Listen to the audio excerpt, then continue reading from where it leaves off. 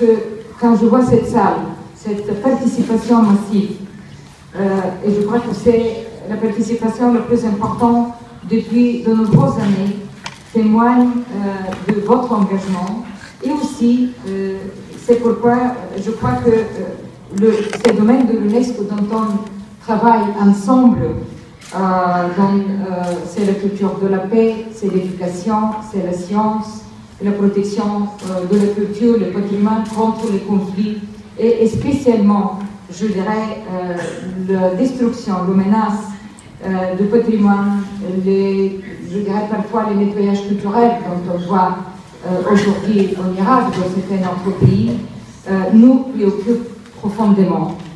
Et c'est ici aussi de parler de l'UNESCO qui est transformée, réformée, je dirais, renouvelée, j'espère bien, au cours de ces dernières années, et le dynamisme que nous avons avec vous acquis pour la mise en œuvre de notre mandat, notre travail commun avec vous, avec les ONG, nous donne la force de continuer malgré les difficultés qui sont évidentes.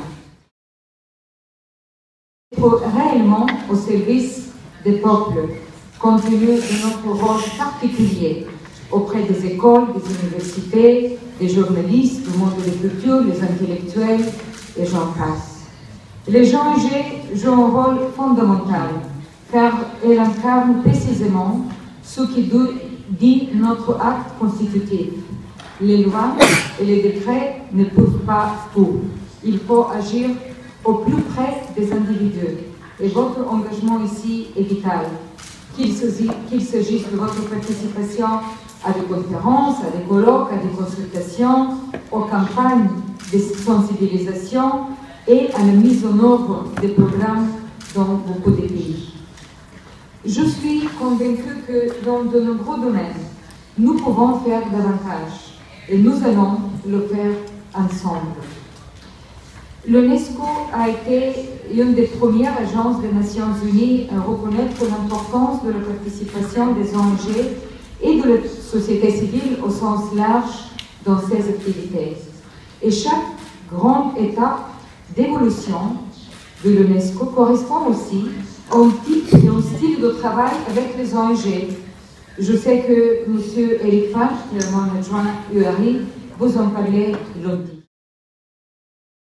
Mesdames et messieurs, cette année, au moment de célébrer le 70e anniversaire de l'organisation, je suis sûre que vous avez aussi évoqué cet important anniversaire. C'est l'occasion de donner un nouvel élan, d'insuffler un vent de jeunesse, je dirais, au regard neuf.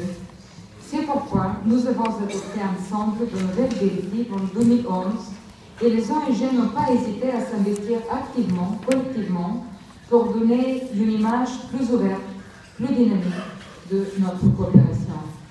Je pense aux 800 jeunes qui nous ont accueillis avec enthousiasme le 6 mars dernier ici au siège de l'UNESCO à l'occasion de l'événement l'éducation, sport et diversité culturelle. Je pense aux 2 forums internationaux des ONG organisés à Yamoussoukro, en Côte d'Ivoire, sur l'accès à l'eau et à Sozopol, en Bulgarie, sur les gens et le patrimoine culturel. Nous devons aller beaucoup plus loin, plus près du terrain, plus engagés au nom des causes qui nous rassemblent, plus près des besoins concrets des peuples, surtout dans les pays au développement.